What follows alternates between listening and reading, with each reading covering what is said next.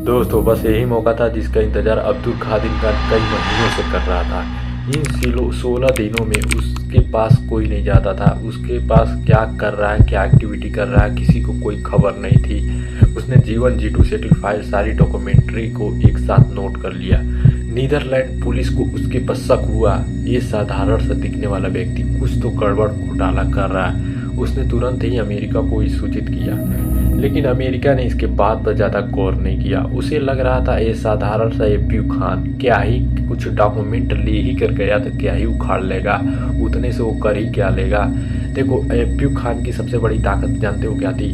वो अपनी जगह पर किसी थर्ड पर्सन को सामने खड़ा करता था, अपने आप नहीं आता था। जैसे उसने कोई काम किया तो उसने अपनी जगह पर किसी तीसरे आदमी को वहाँ पर खड़ा करके बताता था, ताकि उसका एज टारगेट था कि ताकि वो सेफ रहेगा तो वो पाकिस्तान को एटमी पावर बना के ही छोड़ेगा।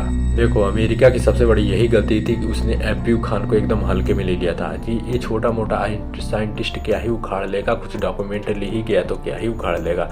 यही सबसे बड़ी कमजोरी होती है, अपने दुश्मन को कभी कम नहीं आंकना चाहिए।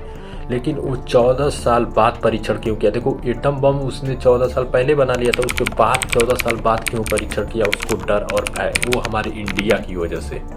लेकिन देखो इंडिया ने कुछ ऐसा काम कर दिया जी, पाकिस्तान अपने न्यूक्लियर टेस्ट को खुद को परीक्षण करने से रोक ही नहीं पाया। बताओ, बना तो 14 साल पहले लिया था लेकिन परीक्षण करने से कतरा रहा था। तो इंडिया ने कैसा काम कर दिया? तो उससे पहले समझ लेते हैं पाकिस्तानी साइंटिस्ट का जन्म कब और कैसे हुआ था।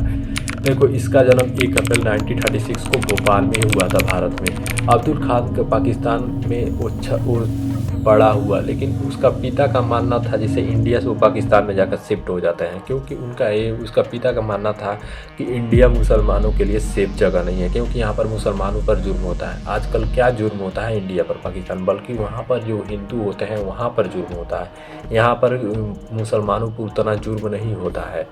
फिर वो पाकिस्तान में ही बड़ा हुआ। जैसे वो 36 साल की हुआ, नीदरलैंड की एक हाई सिक्योरिटी न्यूक्लियर फैसिलिटी में काम करने लगा। वहाँ से उसने न्यूक्लियर बम बनाने की सारी टेक्नोलॉजी हासिल कर ली थी, और उसी चुराई हुई टेक्नोलॉजी के साथ पाकिस्तान वापस आता है और पाकिस्तान को न्यूक्लियर बम बना देता है, एकदम न्यूक्लियर पावर बनवा देता है। और जब अमेरिका को इस बात की भनक लगी, जब इसको पता चला जी एप्यू खान ने ऐसा ऐसा किया है, तो उसने एप्यू खान पर एकदम सख्त कार्रवाई करने की मांग की। तो पाकिस्तान ने कार्रवाई के नाम पर उसे एक हाउस में बंद करके छोड़ दिया। आज की स्टोरी बहुत ही इंटरेस्टिंग होने वाली है, तो वीडियो को स्किप मत करना और अंत तक देखना। पाकिस्तान ने केवल न्यूक्लियर बम ही नहीं बनाया, उसने अपनी बनाई हुई टेक्नोलॉजी के दम पर कई देशों को एप्यू खान ने इस टेक्नोलॉजी बेचनी चालू कर दी, जैसे नॉर्थ कोरिया। आजकल 2-3 देश जो हैं जो एटमी पावर बने हैं, तो उसको बनाने में सबसे बड़ा हाथी पाकिस्तान का ही है। क्योंकि देखो वो टेक्नोलॉजी बेचने लगा, क्योंकि आजकल का देखते हो पाकिस्तान कुछ भी गरीबी आती है वो बेचना ही चालू कर देता है। तो यही सबसे बड़ा रीज़न था उसने पाकिस्तान को न्यूक्लियर बम बंद। लेकिन पहले हम देखेंगे, वो बहुत लोग बोलते हैं कि न्यूक्लियर बम और हाइड्रोजन न्यूक्लियर बम क्या है। तो पहले कहते हैं न्यूक्लियर बम हाइड्रोजन बम। यार इसमें आपको बहुत ज़्यादा उलझन होगी कि हाइड्रोजन बम की बात कर रहा है कि न्यूक्लियर बम की। तो देखो पहले समझ लेते हैं न्यूक्लियर बम। अगर जो कोई कंट्री अपने आप को न्यूक्लियर पावर कहती है, तो उसके पास हाइड्रोजन बम भी हो सकता है और एटम बम भी हो सकता है। तो सबसे पहले कंपेरिजन समझ सकते हैं कि एटम बम और न्यूक्लियर बम में आखिर में फ़र्क क्या होता है। तो सिंपल सा फ़र्क समझ लो जी, एटम बम होता है वो थोड़ा कम पावरफुल होता है, हाइड्रोजन बम उससे 100 गुना ज़्यादा पावरफुल होता है। तो हाइड्रोजन देखो, जैसे हिरोशिमा नागासाकी पर जो बम गिरा था वो साधारण एक एटम बम था। आज जो हाइड्रोजन बम हुआ था तो समझ लो आजकल का देख रहे हो ना, 50 टन से ऊपर के बम है, 200 टन के बम है, तो वो हाइड्रोजन बम की श्रेणी में आते हैं। जैसे तसार, रसिया का टसार बम वो हाइड्रोजन बम की श्रेणी में आता है, क्योंकि उस परमाणु बम से 100 सैकड़ों गुना ज़्यादा ताकतवर होता है। डिवीजन होता है एटम बम और हाइड्रोजन बम में। तो अगर कोई कंट्री तुमसे पूछे, मतलब कोई लोग तुमसे पूछे जी nuclear bomb, what is nuclear bomb, तो वो न्यूक्लियर बम में उसके पास हाइड्रोजन बम भी हो सकता है और एटम बम भी हो सकता है। हाइड्रोजन बम उससे 100 गुना ज़्यादा पावरफुल होता है और एटम बम उससे थोड़ा कम पावरफुल होता है। देखो इंडिया के पास तो हाइड्रोजन बम भी है, क्योंकि उसने पोखरण 2 में परीक्षण कर लिया था। लेकिन पाकिस्तान के पास इसका कोई पुख्ता सबूत नहीं है कि उसके पास हाइड्रोजन बम भी है, क्योंकि इंडिया के पास ही है। बाद में टॉपिक पर चर्चा करेंगे, पहले हम एप्यू खान की स्टोरी को कवर करते हैं अच्छे से। अयूब खान पाकिस्तान के लिए एकदम भगवान बन चुका था, एकदम नॉर्थ कोरिया जैसे। किम जोंग की यहाँ पर हर घर पे तस्वीरें, गाड़ियों पर तस्वीरें, हर जगह उसकी तस्वीरें लोग अपने लगाने लगे, क्योंकि उसने पाकिस्तान को एटमी पावर बना दिया था। इसीलिए लोग उसको हर जगह एकदम पूजा तक करने लग गए थे। इस तरह हो गया था, हर घर पे तस्वीरें, गाड़ियों पे तस्वीरें, हर जगह। उसकी कहानी जो शुरू हुई थी अपने ही देश भारत भोपाल से शुरू हुई थी 1936 में, जब 1947 में जब वो बंटवारे के समय वो केवल 16 साल का था। तो उसके पिता ने फैसला किया जो भारत है वो मुसलमानों के लिए सेफ नहीं है। तो 1952 में वो जाके कराची शिफ्ट हो जाते हैं और तो पाकिस्तान पहुंचकर वो कराची यूनिवर्सिटी से ही अपनी डिग्री हासिल करता है। 1963 में विदेश जाकर आगे की पढ़ाई साइंटिस्ट बनने का सपना देखता है। अब 1972 का दौर आ चुका था, वो 36 साल का हो गया था। उसने अपनी पीएचडी भी पूरी कर ली थी। वो नीदरलैंड जाकर शिफ्ट हो गया। उसने यूरेनियम को साइंटिस्ट में अपने दाखिला लिया और वहाँ पर जो कंपनी थी वहाँ पर यूरेनियम अनरिच पर काम करती थी, जिससे उसे भी फ़ायदा हुआ। एटम बम, वहाँ पर बिजली घर भी बनाए जाते थे उस शख्स से, और एटम भी पावर को भी अपना जो भी योगदान देना था वो दिया करते थे। खान का काम जर्मन भाषा को डच भाषा में ट्रांसलेट करना था और कुछ नहीं, लेकिन उसके मन में कोई और ही खिचड़ी पक रही थी। इसीलिए कहा जाता है जैसे उसने अपने उसको इस्तेमाल सारी टेक्नोलॉजी हासिल करके अपने देश को परमाणु बम बनाने में लगा दिया। सोचा कि देखो टेक्नोलॉजी देखो बड़ी अच्छे हाथ में जाती है तो अच्छा होता है। जैसे एपीजे अब्दुल कलाम और भी बहुत बड़े साइंटिस्ट हैं, इनके लिए जाएगी तो अच्छा होगा। लेकिन अगर जो उसके हाथ लग गई टेक्नोलॉजी तो उसने पाकिस्तान को एटमी पावर बना दिया। बनाया तो सही, लेकिन 3-4 और देश को भी उसी में शामिल कर लिया, एटमी टेक्नोलॉजी बेच डाली। लगभग 2 साल तक सब ठीक चल रहा था। 18 मई 1974 को इंडिया ने अपना पहला परीक्षण किया स्मलाइनिंग विद तहफ़्ज़ुल नाम का एक केस देकर। लेकिन अयूब खान के मन में आग लग गई थी, क्योंकि उसे भी लग रहा था कि पाकिस्तान को भी अब परमाणु शक्ति बनाना है। बचपन में भरी नफरत, क्योंकि उसको लग रहा था कि इंडिया में मुसलमानों पर जुर्म होता है। अब यही आग उसे भड़क उठी थी। 17 सितंबर 1974 को उसने पाकिस्तान के प्रधानमंत्री जुल्फिकार को एक लेटर लिखता है। मैं पाकिस्तान को न्यूक्लियर बम बनाने में मदद कर सकता हूँ। भट्टो ने प्रस्ताव को तुरंत स्वीकार कर लिया। अब अयूब खान नीदरलैंड से टेक्नोलॉजी चुरा कर पाकिस्तान ले जाने वाला था। अलवेला लेमू से पता चलता है कि 2 स्क्वाड्रन G1 और G2 वापस आने वाले हैं। कंपनी में सेंट्रीफ्यूज नाम की एक मशीन थी जो घूम घूम कर यूरेनियम के पार्टिकल को अलग करती थी। हल्के ऊपर भारी नीच की कुछ वॉशिंग मशीन जैसी लग रही थी, लेकिन लाखों आरपीएम पर घूमती थी। अयूब खान को लगा डॉक्यूमेंट तलाश करने का काम मिला था और वो पूरे 16 दिन तक अकेले कोई निगरानी नहीं कर रहा था उसके पर। यही सुनहरा मौका था। इन 16 दिनों में उसने G1 और G2 को हर डिटेल सप्लाई कंपनी को सारी लिस्ट बनाकर रख ली थी, चुरा लिया। वो सिर्फ मशीन के ब्लूप्रिंट नहीं था, बल्कि पूरी सप्लाई का चेन था। न्यूक्लियर प्रोग्राम के लिए पार्ट कहाँ से खरीदने हैं, सारे डिटेल उसमें लिखे गए थे। चोरी के बाद अयूब खान नीदरलैंड में ही रहा। एमए वर्ड के जरिए पार्ट्स मंगवाने लगा ताकि शक ना हो किसी को, क्योंकि अपनी जगह पर किसी थर्ड पर्सन को खड़ा कर लेता था।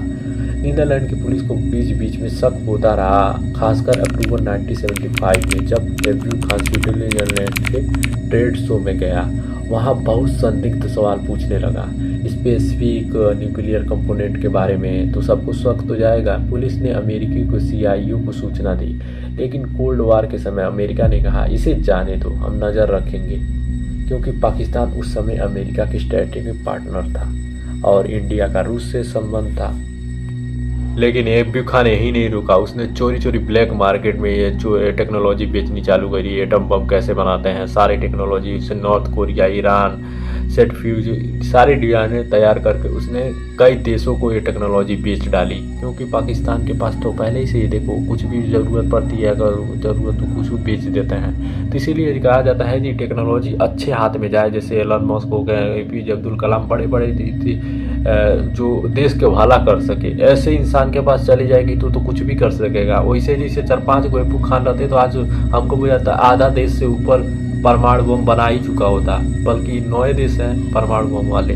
लेकिन जैसे ही पता चला तो उसके ऊपर सख्त कार्रवाई हुई, तब जाकर वो रुका चाहे उसको जेल वोल हो गई थी। लेकिन 2003-2004 में जब ये बात सामने आई, जब सबको पता चल गया ये अयूब खान ब्लैक मार्केटिंग कर रहा है, टेक्नोलॉजी बेच रहा है, तो उसने अपने आप को कबूल किया जी उसने गलती की है। तो पाकिस्तान सरकार ने सिर्फ उसे हाउस में अरेस्ट करके छोड़ दिया था। 2009 में रिहा हुआ, 2021 में कोविड-19 की वजह से वो मारा गया, नहीं तो पता नहीं और क्या क्या करता।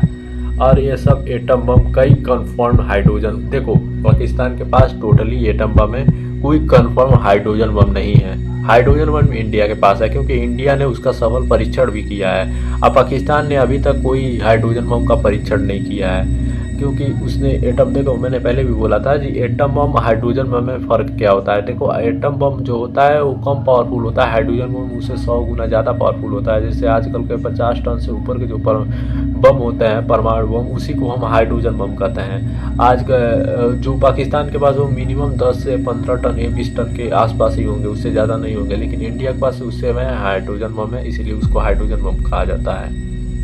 देखो 2026 के अनुसार इंडिया और पाकिस्तान के कंपेरिजन किया गया एटम बम की तुलना में, तो इंडिया के पास टोटल 190 न्यूक्लियर वॉरहेड है, जबकि पाकिस्तान के पास 170 से 180 है, इससे बेसी नहीं हो सकते हैं। देखो इंडिया के पास जिसमें से हाइड्रोजन बम भी है, 190 में हाइड्रोजन बम भी है, लेकिन पाकिस्तान के पास कोई हाइड्रोजन बम का कोई पुख्ता प्रूफ नहीं है, केवल एटम बम है उसके पास और हाइड्रोजन बम नहीं है।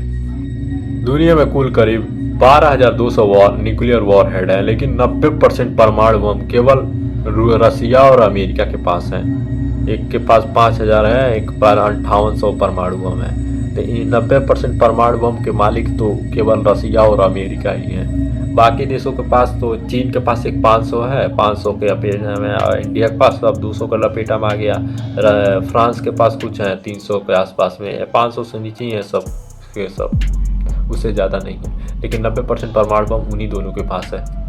देखो इंडिया की पॉलिसी कहती है नो फर्स्ट यूज पॉलिसी, ये कहती है कि हम पहले परमाणु बम नहीं चलाएंगे, जब कोई देश हमारे ऊपर परमाणु हमला करता है तब उसकी जवाबी कार्रवाई में हम परमाणु बम चला सकते हैं। लेकिन पाकिस्तान की पॉलिसी ऐसा बिल्कुल नहीं मानती है, वो कभी भी किसी वक्त भी परमाणु बम चला सकता है। कोई भी अगर जो उसे खतरा महसूस होता है तो परमाणु बम का यूज कर सकता है। देखो इंडिया ने परमाणु बम केवल किसी को मारने के लिए नहीं बनाया था, वो अपने डिफेंस के लिए बनाया था, ताकि दूसरे देश हमको एकदम आंखें ना दिखा लें, जबरन हम पर कब्जा ना कर लें। इसी कारण इंडिया ने एटमी प्रोग्राम को चालू किया था, लेकिन पाकिस्तान ने तो केवल इसे बदला की दृष्टि से देखा था। तो यही मेन रीज़न है पाकिस्तान और इंडिया की पॉलिसी है no first use policy. India कभी भी पहला परमाणु हमला नहीं करेगा, लेकिन अगर जो किसी ने हमला किया तो वो दूसरा वार करने के लिए छोड़ेगा भी नहीं। सो वेलकम गाइस, वीडियो कैसी लगी कमेंट में जरूर बताना। वीडियो अच्छी लगी तो उसके शेयर कर देना, अगर ना लगे तो ना करना, कोई दिक्कत नहीं है, नॉट प्रॉब्लम, क्योंकि I am not experience person. और मिलते हैं इसी तरह के नेक्स्ट मिस्टीरियस वीडियो के साथ, तब तक के लिए thanks for watching me, see you in the next in one.